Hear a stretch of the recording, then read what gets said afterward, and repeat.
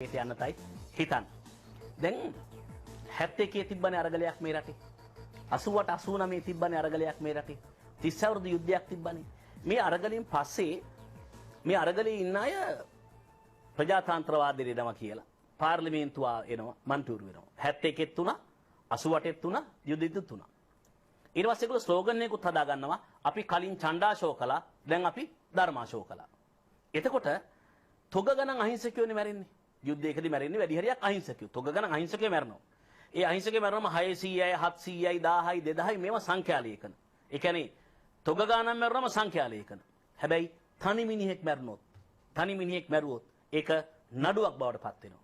ඒ ගැන මට ඕනි මුරුදරම් මහත්මයාගේ අදහස. 1971ஆம் ஆண்டு இடம்பெற்ற புரட்சி அதே போன்று 1988-89ஆம் ஆண்டு காலப்பகுதியில் இடம்பெற்ற புரட்சிகளுக்கு பின்னர் ஒரு ஜனநாயக பிரவேசத்துக்கு வந்து அதிகளவானோர் பாராளுமன்ற உறுப்பினர்களாக வந்திருக்கின்றார்கள். அதற்கு பிறகு அதே போன்று இன்னும் பல்வேறு செயற்பாடுகளில் அவர்கள் ஈடுபடுகின்றார்கள். ஆனாலும் ஒரு தொகையாக மரணிக்கின்ற பொழுது அது எண்ணிக்கையாக மாறிவிடுகின்றது.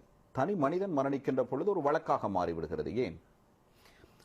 பொதுவாக என்னை பொறுத்தவரையில் ஒரு யுத்தம் ஒரு புரட்சி என்று வருகின்ற பொழுது உண்மையிலே பல இடங்களில் அந்த புரட்சியாளர்களுக்கு பொது மன்னிப்பு வழங்கப்பட்டிருக்கின்றது.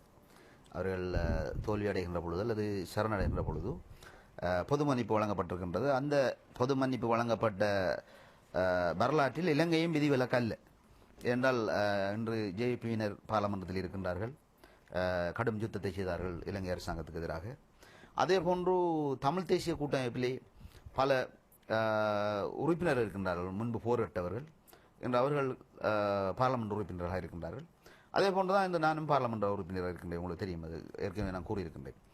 ஆகவே ஒரு யுத்தம் ஏற்பட்டது என்பது உண்மையிலே இரண்டு தரப்பிலும் பிழை இருக்கின்றது. ஆரம்பத்தில் தமிழ் தலைவர்களையும் நாங்கள் அதிலே உள்ளடக்க வேண்டும், சிங்கள தலைவர்களையும் உள்ளடக்க வேண்டும். ஏனால் அப்போது இருந்த தலைமைப்பிடங்கள் நினைத்திருந்தால் இந்த யுத்தத்தை தவிர்த்திருக்கலாம். அதாவது 83ஆம் ஆண்டு கலவரத்தை தவிர்த்திருக்கலாம். பல்லாயிரக்கணக்கான தமிழ் மக்கள் கொலை செய்யப்பட்டதை தவிர்த்திருக்கலாம். இதுபோன்று பல சந்தர்ப்பங்கள் இருந்தும் அங்கு 83ஆம் ஆண்டு 13 ராணுவ வீரர்கள் கொலை செய்யப்பட்டதை தொடர்ந்துதான் இந்த கலவரம் ஆரம்பிக்கப்பட்டது. அவை தவிர்த்திருந்தால் இன்று இந்த அழிவுகளை நாங்கள் தவிர்த்திருக்கலாம் உண்மையில். ஆகவே இப்போது நாங்கள் பார்க்கின்ற பொழுது உண்மையிலே சிறந்த ஒரு விடயம் அது. ஏனென்றால் இன்று ஜனாதிபதி மஹிந்த ராஜபக்ஷ அவர்களை ஒரு விடயத்தில் நான் பாராட்ட வேண்டும். கிட்டத்தட்ட 12,000 போராளிகள் கைது செய்யப்பட்டிருந்தார்கள் விடுதலை புலிகளை இறுதி கட்டத்திலே. இன்று அவர்களில் கிட்டத்தட்ட 11,500 பேர் வீடுகளுக்கு அனுப்பப்பட்டிருக்கின்றார்கள். உண்மையிலே நாங்கள் வரவேற்கின்றோம். இதே போன்று ஏற்கனவே கைது செய்யப்பட்ட அரசியல் கைதிகளும் இருக்கின்றார்கள். சிறைகளிலே தேவையற்ற விதத்தில் வாடிக்கொண்டிருக்கின்றார்கள். அவர்களையும் உண்மையிலே நாங்கள் விடுவிக்க வேண்டும் என்பதை நான் அன்பாக கேட்டுக்கொள்கின்றேன்.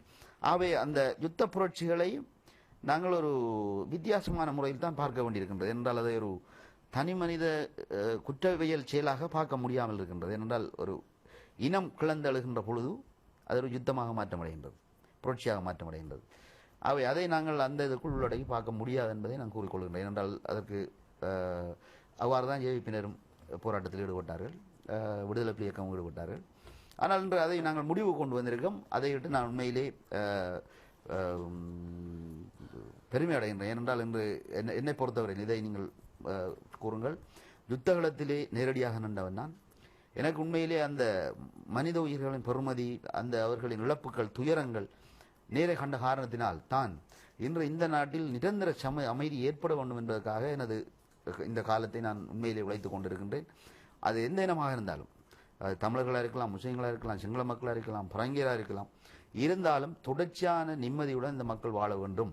அதனால்தான் நீங்கள் பார்த்திருப்பீர்கள், நான் யுத்தத்தை கைவிட்டு வந்ததன் பிற்பாடு எதுவித இனத்துவசமற்ற வகையில் எல்லா சமூகங்கள் மத்தியிலும் සමනාக நான் சேவையாற்றி வருகின்றேன்.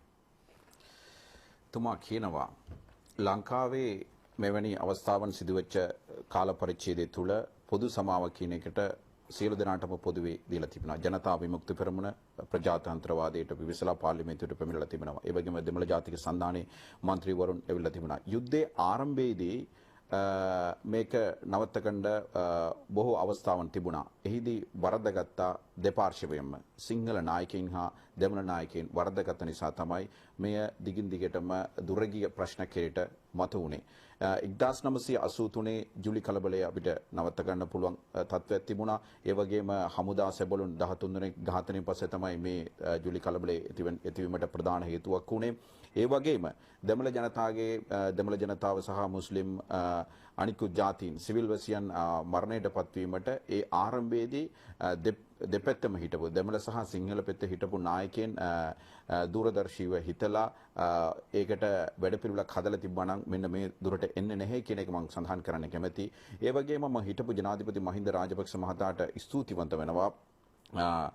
LTT සංවිධානයේ හිටපු සටන්කාමින් 12000ක් ප්‍රමාණයක් ඔවුන් අත්අඩංගුවට අරන් තිබුණත් 11500ක් දැන් නිදහස් කර තිබෙනවා. ඒ වගේම දේශපාලන අත්අඩංගුවේ බොහෝ පිරිසක් ඉන්නවා. වුණත් ඉදිරියේදී නිදහස් වෙයි කියලා මම හිතනවා. ඒ වගේම මම යුද පිටියේදී බොහෝ දේ මගේ CS වලින් මම දැක්කා. ඒ අත්දැකීම මට තියෙනවා. ඒ නිසා මෙවැනි දෙයක් ආයමත් ඇති වෙන්නේ නැතුව නිදහස් රටක් බිහි යුතුයි කියන අරමුණෙන් තමයි මම ඒ රජයේත් එක්ක කටයුතු කළේ. මම කවදාවත් යුද්ධය කරපු වෙලාවේ හරි මින් පසු හරි මම ජාතිවාදයේ අවසන විදියට කිසිම කතාවක් කිසි තැනක කියලා නැහැ. හොඳයි. දැන් අපි මේ ප්‍රශ්نين පොඩ්ඩක් එහාට යනවා.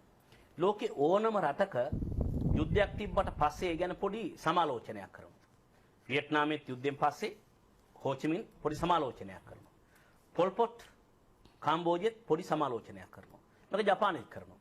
දකුණු අප්‍රිකාවේ මැන්ඩෙලා යුද්ධයෙන් පස්සේ පොඩි සමාලෝචනයක් කළා. මොකද්ද දෙදුනේ කියලා.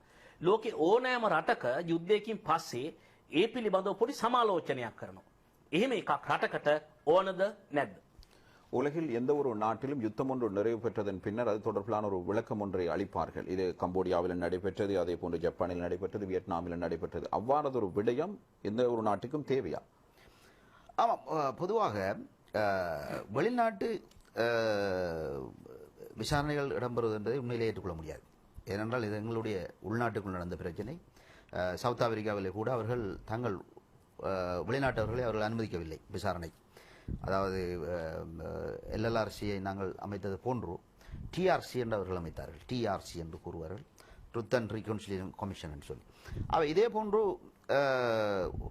வெளிநாட்டவர்களை தவிர்த்திருந்தார்கள். அதே போன்றுதான் எங்கும் வெளிநாட்டவர்களின் தேவை என்னை பொறுத்தவரையில் அவசியம் இல்லை. ஏனென்றால் நாங்கள் ஒரு இறைமை உள்ள நாடு, இன்று ஜனநாயக நாடு, சிறந்த முறையில் தேர்தல்களை தவறாமல் நடத்துகின்ற நாடு ஸ்ரீலங்கா, இலங்கையை பொறுத்தவரை. அவை இங்கு வாழுகின்ற மக்கள் தற்பொழுது சந்தோஷமாக வாழ வேணும் என்று எதிர்பார்க்கின்றார்கள். அதாவது தமிழர்களும் இருக்கலாம், முஸ்லீம்கள், சிங்கள அனைவரும் சேர்ந்து வாழணும் என்று தான் எதிர்பார்க்கின்றார்கள். அவை இவ்வாறான ஒரு நேரத்தில் வந்து வீண் பிரச்சனைகளை ஏற்படுத்துவதில் நாங்கள் எதுவித நன்மையும் பெறப்போவதில்லை. உதாரணமாக கூறப்போனால் எனது சொந்த அண்ணன் விடுதலை புலி இயக்கத்தால் கொலை செய்யப்பட்டார்கள். அவை அதற்காக நான் உணர்ச்சி வயப்படுவதில் பலனும் இல்லை. ஏனென்றால் அந்த காலத்தில் பல்லாயிரக்கணக்கானவர்கள் மடிந்திருக்கின்றனர். அதில் எனது அண்ணனை அவர்கள் படுகொலை செய்தார்கள். இதே போன்று பல விஷயங்கள் நடந்திருக்கின்றது. ஆகவே நாங்கள் பழமைகளை வீசி அறிந்து விட்டு ஒரு புதுமையை நோக்கி நகர்வது என்பதுதான் என்னை பொறுத்தவரையில் ஒரு சிறந்த ஒரு விடயம். அவை இலங்கை அரசாங்கம் அதுக்கு ஒரு பதிலளிக்க வேண்டும். அதாவது சர்வதேச சமூகத்துக்கு நாங்கள் இந்த யுத்தம் விடயம் சம்பந்தமாக நாங்கள் ஒரு அறிவித்தலை கொடுக்க வேண்டும். அவை கடந்த அரசாங்கத்திலே இடம்பெற்ற ஒரு தவறான விடயம், அதாவது நாங்கள் யுத்தத்தை வெற்றி கொண்டதன் பிற்பாடு, அதாவது அதை இந்த மார்க்கெட்டிங் என்று சொல்வார்கள், அந்த யுத்த வெற்றியை சிறந்த முறையில் நாங்கள் தெளிவாக்கவில்லை. சர்வதேசத்துக்கு தெளிவாக்கி இருந்திருந்தால் இந்த சர்வதேச உலகம் அதை ஏற்றுக்கொண்டிருப்பார்கள். அவை அதிலே நாங்கள் தவறுகளை தெரிகின்றோம். அவை இந்த அரசாங்கம் அதை செய்யும் என நான் எதிர்பார்க்கின்றேன். තුමා කියනවා මේ ජාත්‍යන්තර පරීක්ෂණයක් කියන එක මේ රටට අවශ්‍ය නැහැ.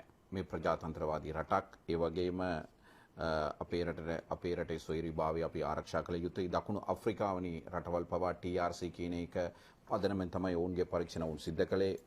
විදේශ බලවේගවලට ඒ අවස්ථාවේදී ඉඩ දුන්නේ නැහැ. ඒ වගේම මෙහි තිබෙන ප්‍රශ්න මෙහි විසඳගත යුතුයි කියලා මම හිතනවා. මගේ සහෝදරයාත් LTT විසින් ඝාතනයට ලක් කරා. මම එවැනි පරණ දේවල් ගැන මතක් කරලා ඒ ගැන හොයාගෙන යන පුද්ගලයෙක් නෙවෙයි. නමුත් ඒ පරණ දේවල් අමතක කරලා අපි අලුත් මාවකටට යොමු යුතුයි කියන එක අදහස තමයි මා තුළ තිබෙන්නේ. ඒ වගේම ජාත්‍යන්තර ප්‍රජාවට අපි යම්කිසි දෙයක් දැනුවත් කළ යුතුයි. අපේ මේ කලින් හිටපු මීට පෙර තිබූ රජය කළ වරද තමයි මේ යුද්ධය මොකටද සිද්ධ වුණේ, කොහොමද සිද්ධ වුණේ කියන පැහැදිලි කිරීම හරි ආකාරයෙන් ජාත්‍යන්තරයට ලබා දුන්නේ නැහැ. ඒ නිසා තමයි මේ ප්‍රශ්නය උද්ගත වී තිබෙන්නේ. නමුත් මං හිතනවා මේ රජයේ ඒ අඩුපාඩුව පුරවලා දෙයි කියලා. මම එතෙන්ටම අහනවා ප්‍රශ්නය. ඒ තමයි කරුණාම්මාන් මහත්මයා මුරලිදරන් මන්ත්‍රීතුමා ඉතා වැදගත් ප්‍රකාශයක් කරනවා. මගේ ප්‍රකාශය නැවත කෝට් කරනවා. මම කිසි දවසක ජාතිවාදී ප්‍රකාශයක් කරන්නේ නැහැ. මං කිසි දවසක අනාගතයේ ජාතිවාදියෙක් වෙන්නේ නැහැ. මේ ප්‍රකාශය වැදගත්. හැබැයි ඔහු මේ ප්‍රකාශය කරන්නේ ශ්‍රී ලංකා නිදහස් පක්ෂයේ උපසභාපතිවරයා විදිහට. ඒ පක්ෂයේ මේ විදිහ ජාතිවාදී අවසමින් ඉන්නවා. ඡන්දෙදි ජාතිවාදී පාවිච්චි කරා. සහ පාවිච්චි කරමින් ඉන්නවා. අනාගතයේ දවසක උපසභාපතිවරයා විදිහට එම පක්ෂයේ කවුරු හරි ජාතිවාදී පාවිච්චි කරොත් ඔබ උපසභාපති විදිහට කොහොමද ක්‍රියා කරන්නේ? ஆமா நீங்கள் ஒரு தடவை குறிப்பிடுகிறீர்கள் நான் இனவாதத்துக்கு ஒருபோதும் இடமளிக்க மாட்டேன் இனவாதத்தை நான் ஒருபோதும் விரும்பவில்லை என்று நீங்கள் கூறுகின்றீர்கள் ஆனால் நீங்கள் அங்கம் வகிக்கின்ற ஸ்ரீலங்கா சுதந்திர கட்சியில் இனவாத கருத்துக்கள் பரப்பப்படுகின்றன நீங்கள் ஒரு உபதலைவராக இருந்தவர் அதன் அடிப்படையில் இந்த இனவாத கருத்துக்களை கூறுவது பற்றி நீங்கள் என்ன கூறுகின்றீர்கள் அவ்வாறு கூறுவார்களாக இருந்தால் நீங்கள் எடுக்கப் போகின்ற நடவடிக்கைகள் ஆமாம் உண்மையிலே நாங்கள் அதை ஏற்றுக்கொள்ள முடியாது என்றால் இனவாதம் என்பதை நாங்கள் உண்மையிலே கூற முடியாது ஏனென்றால் இலங்கையை பொறுத்தவரையில் 13% தமிழ் மக்கள் வாழ்கின்றார்கள் 8% முஸ்லிம் மக்கள் வாழ்கின்றார்கள் கிட்டத்தட்ட 8% கிறிஸ்டியன் மக்கள் வாழ்கின்றார்கள் 69-70% சிங்கள மக்கள் வாழ்கின்றார்கள் ஆகவே எங்கு நடந்து முடிந்திருக்கின்ற தேர்தல் அந்த இனவாதங்களுக்கான ஒரு பதில் அடியாக கூட நாங்கள் பார்க்கலாம் ஏனென்றால் அதாவது ஜனாதிபதி மைத்ரிபால சிறிசேன அவர்கள் 100% மக்களிடம் 50% வாக்கை பெற்றிருக்கின்றார் வெற்றி அடைந்திருக்கின்றார் ஜனாதிபதி மஹிந்த ராஜபக்ஷ அவர்கள் 70% மக்களிடம் 50% பெற்றிருக்கின்றார் அதனால் தான் அந்த தோல்விக்கும் வெற்றிக்குமான இடைவெளி இருக்கின்றது ஆகவே இனவாதம் பேசுவதற்கு யாராக இருந்தாலும் தமிழர்களாக இருக்கலாம் அல்ல தமிழ் அரசியல்வாதிகளாக இருக்கலாம் அல்லது சிங்கள மக்களாக இருக்கலாம் தவிர்த்துக் கொள்ள வேண்டும் என்பதுதான் என்னுடைய அன்பான வேண்டுகோள் என்றால் நாங்கள் அனைவரும் சேர்ந்து வாழக்கூடிய ஒரு அழகான நாட்டில் நாங்கள் வாழ்கின்றோம் மீண்டும் மீண்டும் அந்த இனவாதங்களை கதைப்பதை ஏற்றுக்கொள்ள முடியாது ஆகவே கடந்த சனி ஞாயிற்றுக்கிழமைகளில் நாங்கள் ஒரு ஒர்க் ஷாப் ஒன்றை நடத்தியிருந்தோம் அதாவது ஸ்ரீலங்கா சுதந்திர கட்சியில் அதிலே கூடுதலாக பேசப்பட்ட விடயம் இந்த இனவாதத்தை தவிர்க்க வேண்டும் ஸ்ரீலங்கா சுதந்திர கட்சியில் இனவாதம் பேசுகின்றவர்கள் அதிகமாக இருக்கின்றார்கள் இதை குறைக்க வேண்டும் என்ற அடிப்படையில் தான் அந்த ஒர்க் ஷாப் இடம்பெற்றது அது சம்பந்தமான தெளிவாக்கங்களும் சிறந்த அரசியல் அறிஞர்களால் விளக்குரைக்கப்பட்டது எல்லாருக்கும் அவை அனைவரும் தற்பொழுது உணர்ந்து கொண்டிருக்கிறார்கள் ජාතිවාදයට අපි කිසිවිටක ඉඩ දෙන්නට බෑ. ඒක මම සම්පූර්ණයෙන්ම හෙලා දකින කාර්යයක්. ඒ වගේම ගිය ජනාධිපති මෙතිවරණයේදී ජනතාව නිසි තීරණයක් ලබා දීලා තිබෙනවා ජාතිවාදයට විරුද්ධව. ඒ මම පිළිගන්නවා. මේ රටේ සිටින දෙමළ ජනතාව 13%ක් සිටිනවා, සිංහල ජනතාව 70%ක්, මුස්ලිම් ජනයා 8%ක් පමණ සිටිනවා. ඒ වගේම ගියවර මෙතිවර ප්‍රතිඵල දිහා අපි දැක්කම පර්සන්ටේජ් එක අනුව ප්‍රතිශතය අනුව 50%ක ඒ කියන්නේ ජනගහණයෙන් 100ම කැමැති ඒ කියන්නේ 50%ක ප්‍රතිශතයක් ලබාගෙන තිබෙනවා මෛත්‍රීපාල සිරිසේන මෙතුමා. ඒ වගේම 70%ක ජනගහණයෙන් එතුමා ලබාදී මහින්ද රාජපක්ෂ මහතා ලබාගෙන තිබෙන්නේ 50%ක ප්‍රතිශතයක්. ඒ නිසා 70க்கு 50 அந்த 70க்குள்ள அவர் 50 கொண்டிருக்கிறார் 70 තිනේ ඒ පදනමනේ යා 50% කරන් තියනවා කියන තමයි එතුමා කියන්නේ. ඒ වගේම දෙමළ දේශපාලන නායකයන් වුණත් සිංහල නායකයන් වුණත් මේ ජාතිවාදයේ වපුරනවාට ජාතිවාදයේ කතා කරනවා නවත්ත ගන්න ඕනේ කියන එක මගේ හැඟීම. ඒ වගේම ශ්‍රී ලංකා නිදහස් පක්ෂයේ වැඩමුළුවක් ගිය සෙනසුරාදා ඉරිදා දවස්වල පැවතුණා. එහිදී වැඩි අවස්ථාවක් වැඩි වේලාවක් කතා බහට ලක් වුණේ මේ ශ්‍රී ලංකා නිදහස් පක්ෂයේ ඉන්න සමාජිකයන් සහ മന്ത്രിවරුන් ජාතිවාදයේ අවසන් විදියට හැසිරෙනවා කියලා ඒ පිළිබඳව අපි ගොඩක් දුරට එහිදී සාකච්ඡා කළා. இதுல இன்னொரு பாயிண்ட்